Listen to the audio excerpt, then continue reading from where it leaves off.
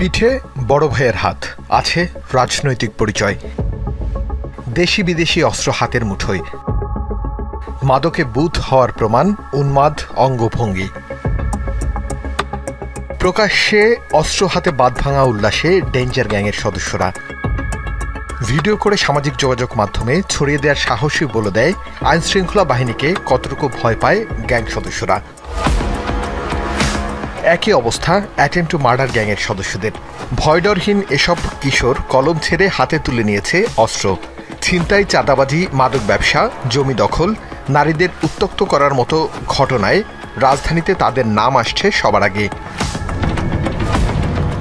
বাস্তবতা ঘুরে দেখতে রাজধানীর উত্তরা থেকে শুরু করতে চায় এখন টিভি। এই এলাকায় ৩০টির বেশি কিশোর গ্যাং দাপট দেখাচ্ছে। কুকুরের মাথায় একদিন পুকুরের এখান থেকে এখান পর্যন্ত রেড লিপের পার্মানেন্ট ইং দিয়ে লিখে দিছে স্টার ডিস্কো ফিস্কো। এখন এটা থেকে আপনি প্রমাণ নেন যে এটা আছে। কিশোর গ্যাংয়ের দাপটে অতিষ্ঠ ছোট ব্যবসায়ীরা। অনেক বছর ধরে চলা কিশোর গ্যাংয়ের দাপট থামাবে কে, এমন প্রশ্ন এক দোকানির। কিশোর গ্যাং বাড়বে না তো কি আমার মতো মুদি দোকানদার বাড়বে? আল্লাহর উপর ছেড়ে সব আল্লাহ। কখনো গলিকেন্দ্রিক, কখনো এলাকা কেন্দ্রিক উত্তরায় ত্রাসের রাজত্ব তৈরি করেছে কিশোর গ্যাং। এবং এই আশপাশের যারা রয়েছেন তারাও অতিষ্ঠ তাদের জ্বালাতনে। একসময় নিজেদের নামের জানান দিতে এই যে দেয়ালগুলো দেখছেন, এই দেয়ালগুলোতে নাম লিখে রাখা হতো। এখন সেই নাম লেখার পদ্ধতি এবং প্রচারণার পদ্ধতি চলে গিয়েছে সোশ্যাল মিডিয়ায়। বিচ্ছু বাহিনী, সাইফুল গ্যাং, বাবু রাজন গ্যাংয়ের দাপটে ভীত স্কুল পড়ুয়া শিক্ষার্থীরা। তাদের কাছে সবসময় থাকে দেশি অস্ত্র। থাকতো না বিভিন্ন ধরনের গ্যাং কালচার থাকতো না, এটা কি আছে এখনো? এদিকে 12টা বাজে যে অভাব নেই। একজন নাম আছে ডেঞ্জার আলম, ঠিক আছে? প্রত্যেকটাই এরকম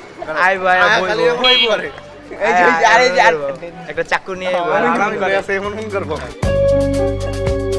আধিপত্য বিস্তার, পাড়ার নিয়ন্ত্রণ ও স্কুল মোড়ে দাঁড়িয়ে ছোট বাচ্চাদের মনস্তাত্ত্বিকভাবে জিম্মি করা যাদের কাজ। এরা কি কোনো পড়ালেখা করে কোথাও? কিসের পড়ালেখা? আপনারা কি কোনো ভিডিও টিডিও কইরা থাকেন? পরবর্তীতে আমাদের সমস্যা। এর পরের অবস্থানই রয়েছে মোহাম্মদপুর এলাকা। এখানে কম করে হলেও ২০টির বেশি গ্যাং এলাকার বিভিন্ন জায়গায় তাদের কার্যক্রম পরিচালনা করে।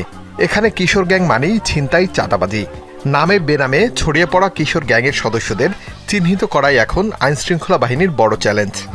এই পায়ের ভিতরে কষ্টে মাইরা টাকা লইয়া দিতাম বাজারে, টুপির ভিতরে টাকা নিতাম, এরকম টুপি মাথা দিয়ে এরপর টাকা লইয়া দিতাম বাজারে। আমরা মোবাইল বিক্রি করি, অনেক কাস্টমার এসে বলে যে ভাই মোবাইলটা নিয়ে গেছে। মেইন রোডের পরে ওদিকে নবদায়, চন্দিনা, এদিকে ভিতরের গল্লিতে গেলে ওদিকে ছিনতাইয়ের শিকার হতো। এবার আসা যাক নামকরা স্কুল কলেজের আধিপত্য বিস্তার নিয়ে। প্রায় সময় ঢাকা কলেজ ও সিটি কলেজ সংঘর্ষে জড়ায়। এখানে গ্যাং কালচার তৈরি হয় কলেজের নামকে সামনে রেখে। কলেজ শিক্ষার্থীদের মধ্যে কটূক্তি নিয়েই যত দ্বন্দ্বের সূত্রপাত। আপনাকে এসে আপনার ইনস্টিটিউশনের বিষয়টা বললাম, ইনস্টিটিউশন নিয়ে ইয়াতে আছে, দেন আপনি এটা কিছু বলবো আপনার গায়ে। প্রত্যেক বছরই এটা হয়, এটা আসলে স্পেসিফিক কখনো কোনো কারণ থাকে না, এটা মানে এভাবেই হয়। বয়সে সাহসে সবকিছু মারিয়ে যাওয়া এসব কিশোরদের দিকে নজর পড়েছে শীর্ষ সন্ত্রাসীদেরও। তাদের দলে রেখে জমি দখল ও মাদক ব্যবসায় কাজে লাগায় তারা। এটা আইনের মাধ্যমে তো তাদের জামিন হয়েছে। জামিন হওয়ার পরে এখন কিছু লোক আছে যে আর এই জগতে আর যেতে চায় না, আর কিছু লোক আছে যে না ট্রাস্ট তৈরি করবো। এই কারণে যে কিশোর গ্যাংগুলো লিড দেওয়ার চিন্তা ভাবনা করতেছে বা নিয়ন্ত্রণে রাখার চিন্তা ভাবনা করতেছে এরকম। স্বরাষ্ট্র মন্ত্রণালয়ের পাঠানো একটি হিসেব বলছে এখন সারা দেশে ২৩৭টির মতো কিশোর গ্যাং রয়েছে। এর মধ্যে ১২৭টি গ্যাং রয়েছে ঢাকা শহরে, পরে চট্টগ্রামে রয়েছে ৫৭টি। অন্যান্য জেলাগুলো মিলিয়ে কিশোর গ্যাং রয়েছে ৫৩টি। কিশোর গ্যাং দমনে অভিযোগের অপেক্ষায় আইনশৃঙ্খলা বাহিনী। আমাদের স্পষ্ট বার্তা, কেউ যদি আইন নিজের হাতে তুলে নেওয়ার চেষ্টা করে তাকে অবশ্যই আইনের মুখোমুখি হতেই হবে, এবং এই ক্ষেত্রে আমরা কাউকে বিন্দুমাত্র ছাড় দেব না।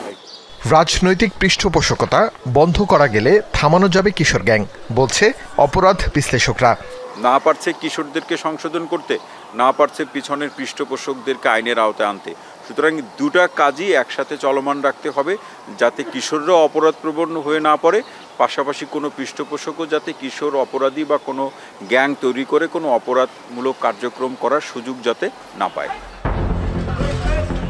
সারা দেশে কিশোর গ্যাং সদস্যদের বিরুদ্ধে প্রায় ৮০০-র বেশি মামলা রয়েছে। তবে ৫ আগস্টের পরে নতুন করে দল গোছানো কিশোর গ্যাং সদস্যদের চিহ্নিত করে আইনের আওতায় আনা গেলে কমে আসবে অপরাধ, বলছে সমাজ বিশ্লেষকরা। আমাদের সমালোচনা করে কোনো লাভ নাই, আমরা নেটওয়ার্কের বাইরের লোক, ঠিক আছে।